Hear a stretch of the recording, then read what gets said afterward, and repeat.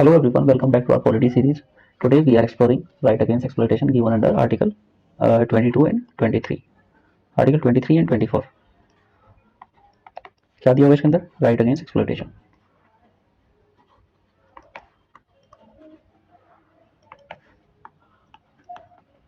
दो ही आर्टिकल पढ़ेंगे आज हम. तो इससे पहले ये दो आर्टिकल है ना, ये these two articles are damn powerful. They protect us. They protect every citizen from exploitation. Exploitation मतलब शोषण. शोषण. ठीक है भाई. इससे पहले मैं बता देता हूँ अभी तक हमने क्या क्या किया है इस सीरीज के अंदर. अभी तक हमने फंडामेंटल राइट्स शुरू किए थे. फंडामेंटल राइट्स के अंदर हमने क्या क्या पढ़ा है. हमने पढ़ा है ये फंडामेंटल राइट्स पार्ट 3 में गिवन है. पार्ट 3 में कहाँ से कहाँ तक? Article 12 to article 35. ठीक है. तो हमने अभी तक आर्टिकल 12 टू आर्टिकल 22 हमने कर लिया. आज हम 23 और 24 करने वाले हैं. ठीक है. तो आर्टिकल 12 में क्या था? आर्टिकल 12 में डेफिनेशन ऑफ स्टेट है. It has the definition of state. Okay. What does Article 13 contains? Article 13 contains what? Laws, any law inconsistent with fundamental rights will be declared null and void. Void by judiciary. So this article introduces the concept of judicial review. ये हमने पढ़ लिया था अच्छे से. Definition of states में भी हमने पढ़ लिया था कि इसके अंदर क्या क्या आता है. Government and parliament of India, government of state and legislative assemblies of state और लोकल अथॉरिटी जितनी भी आती है विद इन इंडिया और अंडर गवर्नमेंट कंट्रोल. ठीक है. ये सब हमने कर लिया था. इसके बाद आर्टिकल 13 देखा कि ये जुडिशियल रिव्यू का कॉन्सेप्ट को इंट्रोड्यूस करता है और कोई भी लॉ जो भी फंडामेंटल राइट्स के अगेंस्ट होगा उसको जुडिशरी वॉइड डिक्लेयर कर सकती है. Judiciary has the power for reviewing any law. ठीक है. ऑलराइट. तो फिर देखते हैं. हमने आर्टिकल 14 पढ़ा था. आर्टिकल 14 टू आर्टिकल 18 क्या है? आर्टिकल 18 तक कौन सा क्या इन राइट्स को क्या बोलते हैं? राइट टू इक्वालिटी, समानता के अधिकार. कहाँ पे लिखे हुए हैं? Article 14 to article 18. ठीक है भाई. आर्टिकल 14 में क्या पढ़ा था? आर्टिकल 14 देख लेते हैं. आर्टिकल 14 में हमने दो चीजें पढ़ी थी. Equality before law and equal protection of law. ठीक है भाई. इक्वालिटी बिफोर लॉ एक ब्रिटिश ओरिजिन का कॉन्सेप्ट है, यूके ओरिजिन, और ये यूएसए ओरिजिन का कॉन्सेप्ट है. ये नेगेटिव है और ये पॉजिटिव है. इसमें क्या होता है ये सब बता दिया था. पिछले वाली वीडियो देख लेना. आर्टिकल 15 की अगर हम बात करते हैं तो आर्टिकल 15 में क्या था? Prohibition of discrimination. Prohibition of discrimination. Prohibition of discrimination on 5 grounds mention थे इसके. कौन कौन से ग्राउंड है? 5 ग्राउंड कौन कौन से मेंशन है? ये है भाई religion, race, caste, sex and place of birth. ठीक है भाई. इसके बाद हमने पढ़ा था आर्टिकल 16. आर्टिकल 16 में क्या था? मतलब कि स्टेट, ये 15 में क्या था? 15 में था कि state can not discriminate on any of these grounds. ये जो 5 मेंशन ग्राउंड है ना, लेकिन रीजनेबल डिस्क्रिमिनेशन इज अलाउड. ठीक है. आर्बिट्रेरीली डिस्क्रिमिनेशन नहीं हो सकता. आर्टिकल 16 की जब हम बात करते हैं तो इसमें क्या था?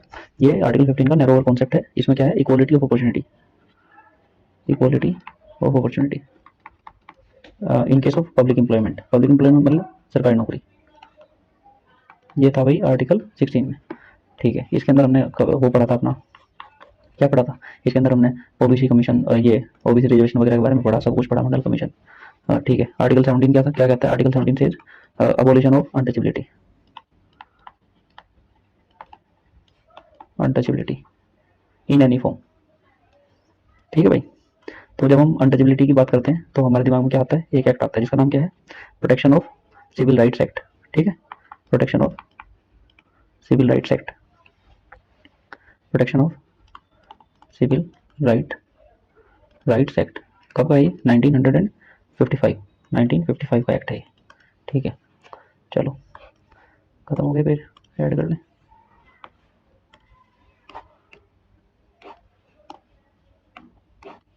एक सेकेंड. चलो फिर हमने पढ़ा था आर्टिकल नंबर 19 से शुरू हो जाते हैं हमारे. कौन से? Right to freedom. Right to freedom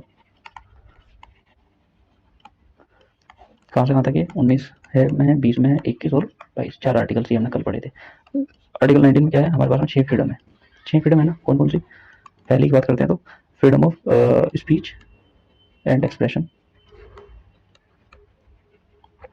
ठीक है. Second freedom is freedom to assemble peacefully. Without arms, freedom of assembly, peacefully without arms, बिना हथियारों के कहीं भी असेंबल हो सकते हैं, ठीक है। तीसरा था फ्रीडम टू फॉर्म एसोसिएशन या फिर यूनियन या फिर कोऑपरेटिव सोसाइटीज। कोऑपरेटिव सोसाइटीज कब ऐड हुई थी? 97 वाले जो कॉन्स्टिट्यूशन अमेंडमेंट एक्ट हुआ था। फोर्थ फ्रीडम इसके अंदर है right to move freely throughout the territory of India. Fifth freedom is there right to reside in any part of India. Right to reside, कहीं भी बस सकते हैं जाके, इंडिया में कोई रोकथाम नहीं है। और छठी लास्ट फ्रीडम जो अभी हमारे पास अवेलेबल है, छठी थी वैसे तो right to property, right to acquire, hold and dispose property, लेकिन वो अभी नहीं है। अभी हमारे पास कौन सी है? राइट टू प्रोफेशन, कोई भी प्रोफेशन कर सकते हैं, ठीक है। इसकी हमने एक्सेप्शन वगैरह सब देख लिए थे। अभी हम चलते हैं आर्टिकल 20 में। आर्टिकल 20 के अंदर 3 एलिमेंट पढ़े थे हमने, जिसकी the protection in respect of conviction of offences. अगर कन्विक्शन हो रहा है किसी का ऑफेंसेस में, तो उसके केस में जो प्रोटेक्शन अवेलेबल है, तो 3 तरह की प्रोटेक्शन अवेलेबल है। पहली क्या है? पहली क्या है भाई? No ex post facto. No ex post facto law, मतलब कोई भी लॉ, क्रिमिनल लॉ रेट्रोस्पेक्टिवली नहीं लगेगा, ठीक है। अगर आज क्राइम हुआ है तो आज के लॉ के हिसाब से ही सजा मिलेगी। कल को अगर कोई नया लॉ आ जाता है तो उसके हिसाब से, लेकिन इसके अंदर था कि सिविल लाइबिलिटीज और टैक्सेशन लॉज रेट्रोस्पेक्टिवली लग सकते हैं, ठीक है। दूसरा इसके अंदर जो प्रोटेक्शन अवेलेबल है, that is no double jeopardy, एक क्राइम की एक ही सजा, ठीक है। Third one is no self incrimination, correct. इसके बाद अपन चलते हैं आर्टिकल 21 में, most interpreted article, article 21। Article 21 ये क्या है? Right to life and personal liberty, protection of life and personal liberty, ठीक है भाई। इसके अंदर क्या है? इसके अंदर है भाई, no person shall be deprived of his life और personal liberty except the procedure established by law, ठीक है। इसके अंदर क्या है? No person shall be deprived of his life and personal liberty except according to the procedure established by law. फिर यहाँ पे मैंने तुम्हें 2 केस बताए थे, एक था ए के गोपालन केस और दूसरा था मेनका गांधी केस। ए के गोपालन केस में लॉ पे कोई क्वेश्चन नहीं कर सकती जुडिशरी, ऐसा कहा था कि जो भी लॉ पास हुआ, लेकिन मेनका गांधी केस में ये कहा गया कि लॉ को भी चेक कर रही है whether that law is just, fair and reasonable और नॉट, ठीक है। फिर चलते हैं आर्टिकल 22 में, जो हमने कल लास्ट आर्टिकल किया था, that is protection in certain cases of arrest and detention. अगर कोई अरेस्ट होता है आदमी या डिटेन होता है, उसके केस में कुछ प्रोटेक्शन प्रोवाइडेड है, ठीक है। अगर डिटेंशन या अरेस्ट अगर कैसा है? प्यूनिटिव है। प्यूनिटिव के केस में 3-4 डिटेंशन बताए थे मैंने कि 3-4 राइट्स अवेलेबल है। कौन कौन से? प्यूनिटिव, एक होता है डिटेंशन प्यूनिटिव, प्यूनिटिव मतलब क्राइम होने के बाद में अगर किसी गिरफ्तार किया जा रहा है तो उस केस में उसके पास में अधिकार है that he must be inform of grounds of arrest, कि किस ग्राउंड पे उसको अरेस्ट किया जा रहा है, क्या रीजन क्या है। राइट टू बी इन्फॉर्म्ड, पहला ये था, right to be informed. And second one is he must be produced before the magistrate, nearest magistrate within 24 hours, within 24 hours of arrest. 24 घंटे के अंदर उसके पास उसको किसके सामने पेश करना है? मजिस्ट्रेट के सामने पेश करना है, ठीक है। फिर इसके बाद नो डिटेंशन बियॉन्ड 24 आवर्स, अगर मजिस्ट्रेट ने अप्रूव नहीं किया तो मजिस्ट्रेट के अप्रूवल के बाद ही, विदाउट जुडिशियल अप्रूवल 24 आवर्स के बाद नहीं रख सकते, ठीक है। और फिर हमने पढ़ा था प्रिवेंटिव डिटेंशन, ठीक है। इसके बाद अपन चलते हैं आज के टॉपिक पे, जो हमें आज करना है। आज हमें क्या करना है? 10 मिनट हो गए, मैंने याद कर लिया सारे का सारे आर्टिकल्स। आर्टिकल 12 में क्या है? Article 13, article 14। अगर एक एक वर्ड में बताना हो तो आर्टिकल 12 में डेफिनेशन ऑफ स्टेट है। आर्टिकल 13 में क्या है? आर्टिकल 13 में कोई भी लॉ अगर फंडामेंटल राइट्स के अगेंस्ट है तो उसको judiciary will declare void. Article 14 में क्या है? Right to equality and equality before law and protection of law है। आर्टिकल 15 में क्या है? राइट अगेंस्ट डिस्क्रिमिनेशन है, that state can not discriminate. Article 16 में क्या है? Equality of opportunity in case of public employment. Article 17 में क्या है? अनटचेबिलिटी। और आर्टिकल 18 की बात करते हैं तो आर्टिकल 18 में क्या था? आर्टिकल 18 में था अबोलिशन ऑफ टाइटल्स, कि कोई भी टाइटल से, तो आर्टिकल 18 तो किया ही नहीं अभी। आर्टिकल 17 के बाद सीधा आर्टिकल 19 पे चले गए थे, आर्टिकल 18 छोड़ गया भाई। आर्टिकल 18 की अगर हम बात करते हैं तो ये इसमें क्या है? अबोलिशन ऑफ टाइटल्स, मतलब कि राजे महाराज जैसे जो टाइटल्स हैं वो state will not recognise, privately one can use but state will never recognise this kind of titles, ठीक है। यही था बस आर्टिकल 18। अभी चलते हैं हम आज के टॉपिक पे, that is what rights against exploitation. शोषण के विरुद्ध जो जो अधिकार हमारे पास अवेलेबल है उनके बारे में बात करते हैं। 2 अधिकारों की बात आती है जब भी राइट अगेंस्ट एक्सप्लॉइटेशन की बात होती है ना, तो 2 अधिकार हमारे पास अवेलेबल है। कौन सी पेन ले? ये वाली लेते हैं, थोड़ा साइज बड़ा करो इसका। ये देखो, right against exploitation. There are two articles dealing with right against exploitation, that is article number 23 and article 24. ठीक है भाई, ये दो आर्टिकल है। 23 क्या कहता है, अभी हम दोनों आर्टिकल्स को डिकोड करते हैं वन बाय वन। तो आर्टिकल 23 देखते हैं पहले। आर्टिकल 23 कहता है कि आर्टिकल 23 बैन ह्यूमन ट्रैफिकिंग, बेगार and all forms of force labour. मतलब कि एक तो ये ह्यूमन ट्रैफिकिंग को बैन करता है, ये कि there will be no human trafficking, double F I, no human trafficking. Second is no बेगार, बेगार। और तीसरा no force labour, all form of force labour is banned under article 23। ठीक है। ह्यूमन ट्रैफिकिंग का मतलब क्या होता है, ह्यूमन ट्रैफिकिंग का मतलब होता है सेलिंग और बाइंग ऑफ ह्यूमन, मतलब कि मैन और वुमेन का बेचना या खरीदना एज गुड्स एंड सर्विसेज। जैसे किसी इंसान को पकड़ा, उसको बेच दिया, ऐसा होता था ना कहीं कहीं, ह्यूमन ट्रैफिकिंग बोलते हैं उसको।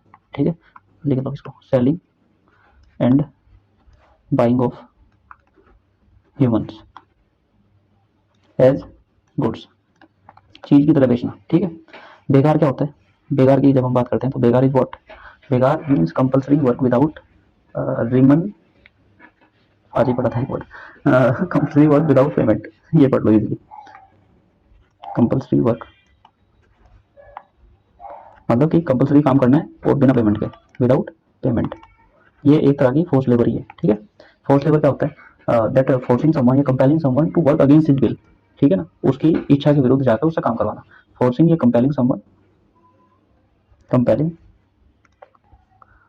Compelling someone against to work, compelling someone to work against his will. ठीक है भाई, ये देखो अभी हमने शुरू क्या किया, हमने शुरू किया right against exploitation.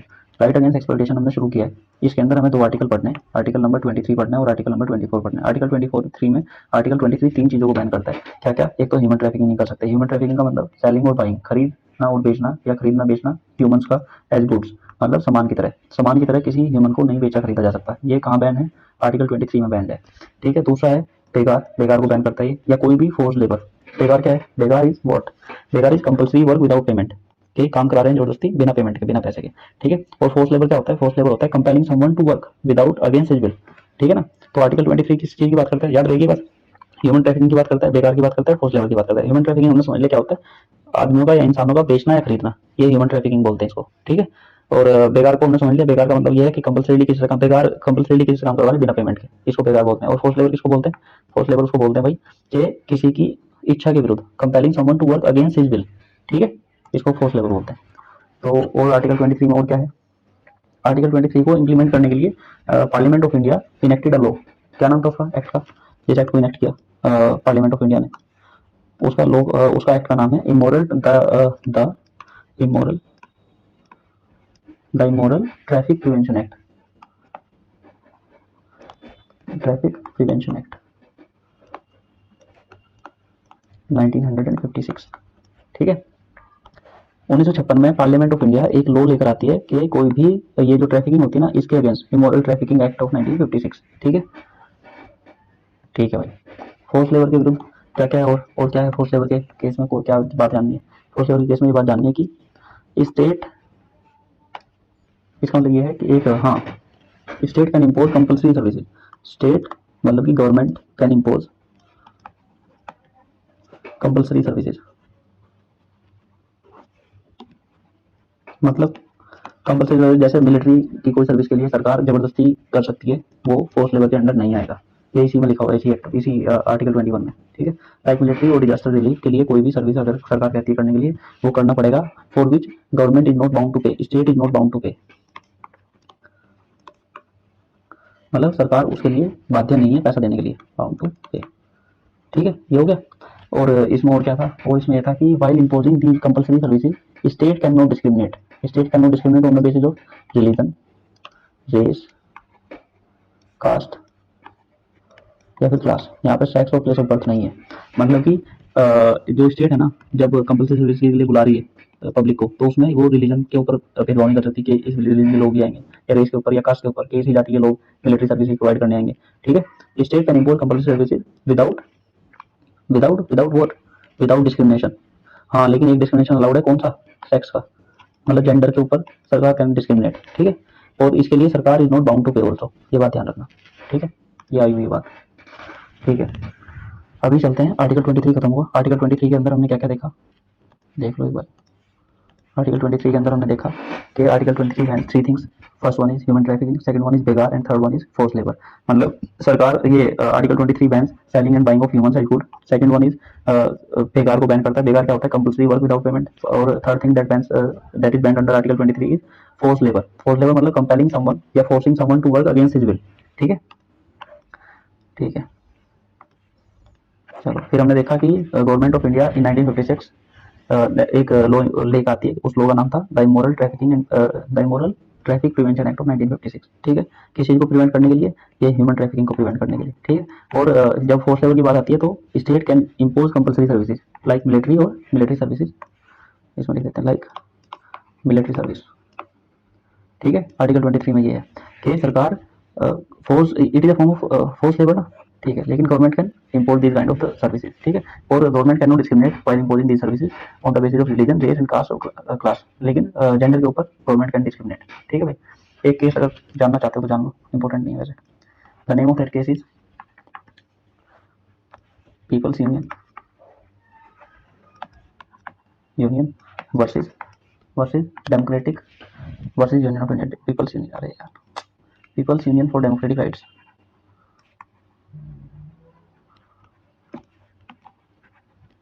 Versus union of India. इसमें सुप्रीम कोर्ट ने ये कहा था कि अगर even non payment of minimum wage, मतलब मिनिमम वेज भी अगर नहीं देना, minimum wage, non payment of minimum wage will also amount to force labour. Minimum wage का एक कॉन्सेप्ट होता है जो हम इकोनॉमी में पढ़ेंगे, उसमें क्या कहा था, supreme court held that non payment of minimum wage will also be counted under force labour, ठीक है, ठीक है। बस यही था। आर्टिकल 24 देखते हैं अभी। आर्टिकल 24 बेसिकली बच्चों के लिए, ये देखो आर्टिकल 24 कलर चेंज करते हैं।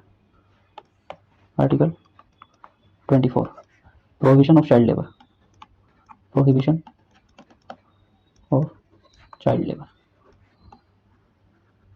ठीक है। और देखो article 24 protect children from exploitation.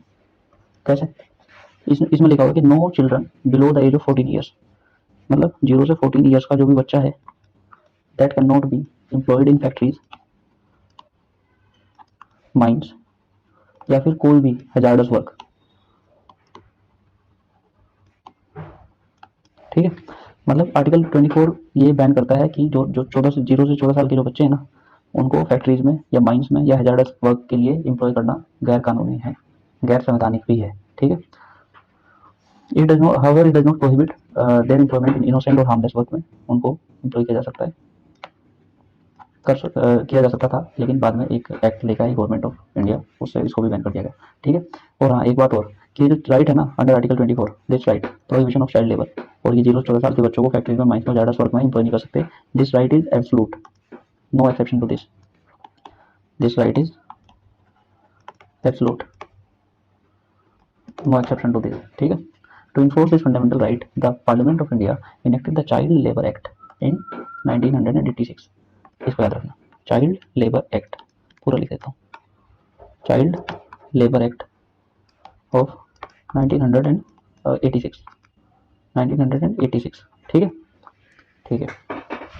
इसके बाद एक चीज़ छोड़ दी मैंने इसमें शायद, आर्टिकल 23 में, आर्टिकल 23 में एक चीज़ ये थी कि दिस राइट इज अगेंस्ट, ये वाला जो फोर्स लेबर वाला जो राइट था, ये वाला राइट अगेंस्ट, ये जो बैन करता था human trafficking, this right is against both state and private individual, this right is against both, this right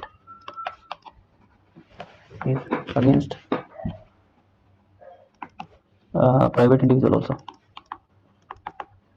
ठीक है भाई, याद रखना है बात। जैसे आर्टिकल हम देख रहे हैं 24, ये राइट कैसा है, एब्सोल्यूट है, इसमें कोई अगर मगर नहीं चलेगा, ठीक है। इसके बाद और क्या था आर्टिकल 24 में, और क्या पढ़ना था, और पढ़ना था ये चाइल्ड लेबर एक्ट के बारे में बता दिया। 1956 में गवर्नमेंट लेकर आई थी child labour prohibition and regulation act of 1986, और दूसरा एक और एक्ट आया था 90, ये तो कल बताया था, 86 कॉन्स्टिट्यूशनल अमेंडमेंट एक्ट से जो राइट टू एजुकेशन आया था 2009 में, ठीक है।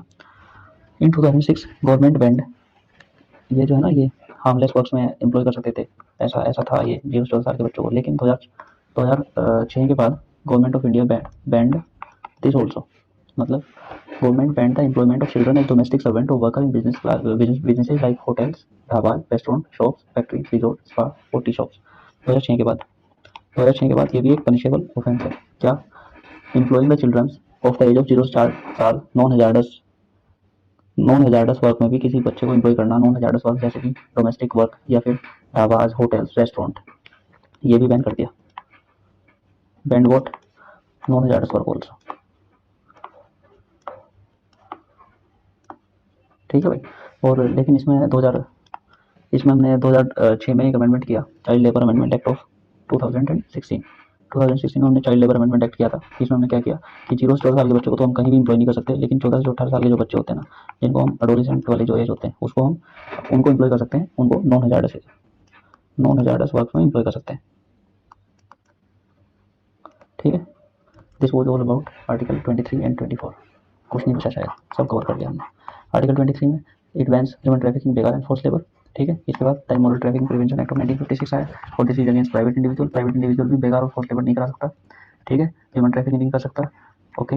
इसके लिए government of India vote up law that is immoral trafficking prevention act of 1956 and state can impose compulsory services, जिनको हम फोर्स लेबर बोल सकते हैं, लेकिन वो फोर्स लेबर के अंदर नहीं आता है। इसी में लिखा हुआ है कि मिलिट्री सर्विसेज के लिए सरकार बुला सकती है, बशर्ते की कंडीशन दैट द सरकार can not discriminate on the basis of religion, race, caste और क्लास। ठीक है। And it is also not bound to pay for this. ठीक है। इसके बाद हमने एक केस पढ़ा, people's union for democratic rights versus union of India. इसमें मिनिमम वेज का कॉन्सेप्ट दिया सरकार ने, उसने सुप्रीम कोर्ट ने बोला कि मिनिमम वेज का पेमेंट ना करना भी फोर्स लेबर के अंदर ही आता है। फिर हमने पढ़ा आर्टिकल 24। आर्टिकल 24 में हमने देखा कि प्रोहिबिशन ऑफ चाइल्ड लेबर मतलब 0 से 14 साल के बच्चे को हम फैक्ट्री, माइंस और हजार्डस वर्क में कहीं भी एम्प्लॉय नहीं कर सकते। ठीक है। लेकिन हम हार्मलेस वर्क में कर सकते थे। लेकिन 2016 के बाद जब हमने अमेंडमेंट किया इसमें चाइल्ड लेबर एक्ट में जब हमने अमेंडमेंट किया, तो उसके बाद हम 0 से 14 साल के बच्चों को इनमें भी हार्मलेस वर्क में भी एम्प्लॉय नहीं कर सकते, लेकिन 14 से 18 साल के बच्चों को हम कर सकते हैं non hazardous non harmless work में एम्प्लॉय। ठीक है। चाइल्ड लेबर एक्ट 1986 की बात करते हैं। इसी ने ही बैन किया था इन सबको। ठीक है। वैसे तो सेल्फ एग्जीक्यूटिव होते हैं, लेकिन कभी कभी किसी लोगों को किसी फंडामेंटल राइट को इन्फोर्स करने के लिए government brings up a law. ठीक है। This was all about the thing. Thank you so much.